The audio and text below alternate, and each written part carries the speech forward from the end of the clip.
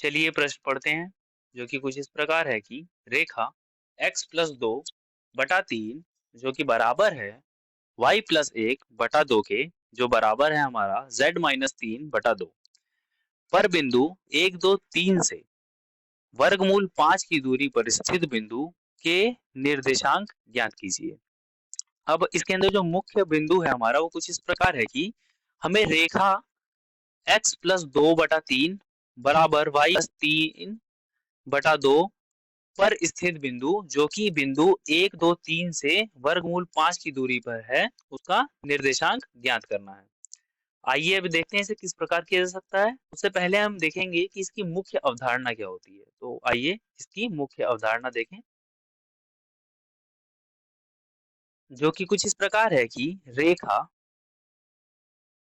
पर बिंदु ज्ञात करना है। पर बिंदु जो बिंदु 1 2 3 से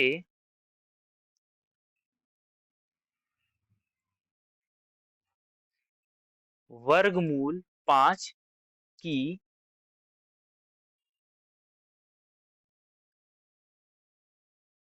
दूरी पर है।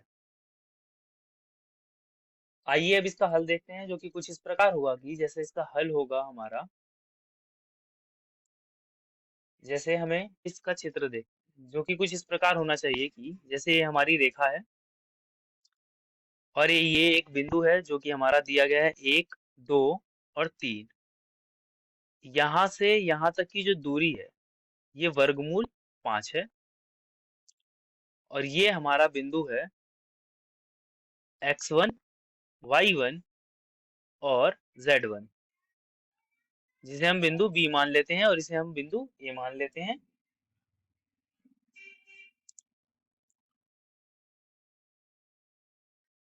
और इसे हम मान लेते हैं ये x2 होगा, y2 होगा और z2 होगा। अब इसे हल कैसे करेंगे? जैसे हमें रेखा दी गई है, रेखा दी गई है x प्लस 2 बटा 3 जो कि बराबर है y प्लस 1 बटा 2 z माइनस 3 बटा 2। हम मान लेंगे कि ये सभी r के बराबर है। हमने माना क्या कि ये r के बराबर है। तो अब जो हमारा x का मान आएगा वो आएगा r गुना 3 और y का मान आएगा 2 गुना r माइनस 1 और z का जो मान आएगा वो आएगा 2 गुना r प्लस 3। अब जैसे कि हमारा दूरी जो दी गई है, दूरी जिसे हम d से दर्शाएंगे, वो दी गई है वर्गमूल 5। ठीक है, तो हमारा जो दूरी बराबर होता है वो होता है वर्गमूल x1 माइनस x2 पूरे की घात 2 प्लस y1 माइनस y2 और पूरे की घात 2। अब इसी सूत्र की मदद से हम इसे हल करेंगे। जैसे कि यहाँ पे वर्गमूल है, तो हम दोनों तरफ वर्ग कर लेंगे तो हम पाएंगे कि d का स्क्वायर बराबर है x1 माइनस x2 पूरे की घात 2 प्लस y1 माइनस y2 पूरे की घात 2 प्लस z1 माइनस z2 पूरे की घात 2। अब यहाँ पे हम d का मान रख लेंगे। d का मान है हमारा वर्गमूल 5। b माना था, हम इसका x1 y1 z1 हमने इस रेखा की मदद से ये निकाला था, x1 y1 और z1, जिसका नाम अभी अभी मैंने दिया है।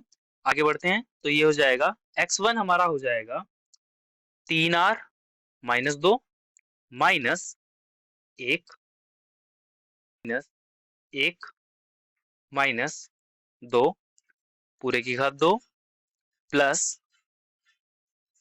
2r प्लस 3 माइनस 3 पूरे की घात 2। तो ये हो जाएगा हमारा 5 और ये हो जाएगा हमारा 3r माइनस 3 पूरे की घात 2 प्लस 2r माइनस 3 घात 2 प्लस 2r का घात 2। 3 से ये 3 यहाँ पर कट जाएगा तो यहाँ पर बचेगा 2r घात 2। आइए इसे थोड़ा और हल करें तो ये पाएंगे हम 5 बराबर है, यहाँ पे एक सूत्र लगेगा जो कि है हमारा a माइनस b पूरे की घात 2 जो कि बराबर हो जाता है हमारा a घात 2 प्लस b की घात 2 माइनस 2ab। हम इसी सूत्र की मदद से इसे हल करेंगे तो ये पाएंगे हम कि 9r की घात 2 plus 9 minus 18r plus 4r की घात 2 प्लस 9 माइनस 12r और ये हो जाएगा हमारा प्लस 4r का स्क्वायर, r की घात 2। ये होगा 5। अब ये हो जाएगा हमारा 5 जो कि बराबर है, हम सारे आर स्क्वायर वालों को एक साथ जोड़ लेंगे तो ये हो जाएगा हमारा 9 4 4 8 और 9 17 आर की घात 2 और ये हो जाएगा हमारा 9 9 18 और आर वाले जो देखें 18 प्लस 12 तो ये हो जाएगा हमारा 30 माइनस का 30 आर। अब आगे हल करते हैं तो ये जैसे ही 5 हमारा दूसरी तरफ आएगा तो ये हो जाएगा 17 आर आर की घात 2 माइनस 30 आर प्लस 18 और माइनस का 5 बराबर 0। तो ये हो जाएगा हमारा R 17 R square minus 30 R. तो यहाँ से हम आर का मान निकालेंगे जो कि कुछ इस प्रकार आएगा कि हम यहाँ पर सूत्र का इस्तेमाल करेंगे जो कि कुछ इस प्रकार होता है कि a x square plus b x plus c जो कि बराबर होता है 0 के, तो x का जो मान आता है वो आता है माइनस b प्लस माइनस वर्गमूल 4ac बटा 2a। आएंगे हम कि 30 प्लस माइनस 30 का जो स्क्वायर होगा 30 का जो वर्ग होगा वो होगा 900 माइनस 4 गुना 13 गुना 17 और गुना 4 बटा 2 गुना 17। तो r का जो मान आएगा वो आएगा 30 प्लस माइनस 900 माइनस 884 बटा 2 17 दूनी होता है हमारा 34, तो ये आ जाएगा 34। तो यहाँ आएगा 30 प्लस माइनस इन दोनों को घटाएंगे तो यहाँ आएगा 16 वर्गमूल 16 बटा 34। तो ये हो जाएगा अब हमारा 30 प्लस माइनस 4 बटा 34। आइए आगे देखते हैं। आगे करेंगे तो हम पाएंगे कि r का जो मान आया है अब हमारे पास एक बार आया है 30 प्लस 4 34 बटा 34, तो ये हो जाएगा हमारा 34 बटा 34 जो कि 1 हो जाता है, और एक बार आएगा हमारा 30 माइनस 4 बटा 34 जो कि हो जाता है हमारा 26 बटा 34 जो कि हो जाएगा हमारा 13 बटा 17। अब r के दो मान आए हैं तो हमारे पास दो बिंदु मिलेंगे। अब जो बिंदु के निर्देशांक है वो कुछ इस प्रकार होंगे कि बिंदु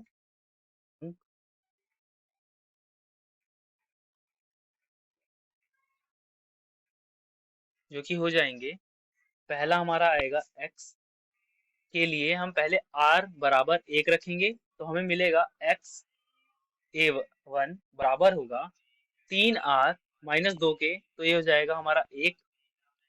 वैसे ही y1 का जो मान होगा वो होगा 2r माइनस 1, तो ये भी हो जाएगा हमारा 1। और अब आएगा z1 जो कि होगा हमारा 2r प्लस 3, तो ये हो जाएगा हमारा 2r प्लस 3। r का मान जैसे 1 रखेंगे तो ये हो जाएगा हमारा 5। तो हमारा पहला बिंदु जो आया है वो आया है 1, 1, 5। और r का मान अगर हम रखते हैं 13/17, तो इसका हमारा x का मान आएगा गुना 13/17 माइनस 2, जो कि हो जाएगा हमारा 13 दूनी होता है हमारा 39 माइनस 34/17, जो कि हो जाएगा हमारा 5/17। अब y बराबर हो जाएगा हमारा 2r। r की जगह हम रखेंगे 13/17 माइनस 1, तो ये हो जाएगा हमारा 26 माइनस 17/17। तो ये हो जाएगा अब हमारा 9/17। और z का जो मान आएगा वो आएगा 2r प्लस 3। तो ये हो जाएगा हमारा 2 गुना 13/17 माइनस प्लस ये हो जाएगा 26 प्लस 51/17, जो कि हो जाता है हमारा 77/17। तो हमारा जो दूसरा बिंदु है, तो जो हमारा बिंदु निर्देशांक आएगा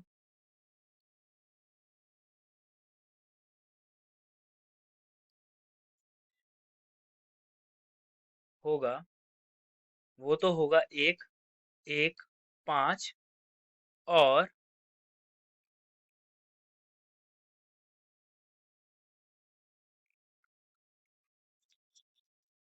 5/17, 9/17 और 77/17।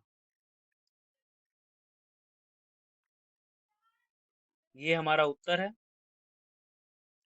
आशा करते हैं आपको हल समझ में आया होगा। धन्यवाद।